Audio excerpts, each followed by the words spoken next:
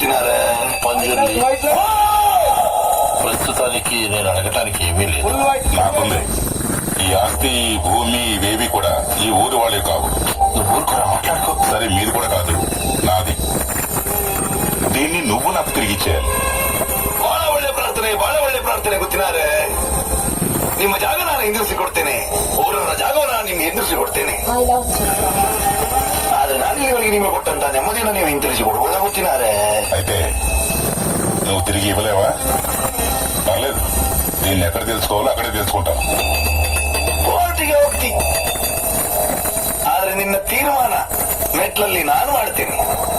ಜಾಗ ಊರಿನವ್ರದ್ದು, ಅದರ ತೀರ್ಮಾನ ಇವತ್ತಲ್ಲ, ಮುಂದೊಂದು ಕಾಲ ಬರಬೇಕಾಗ್ತದೆ. ఊరు వాళ్ళకి చెందిందా?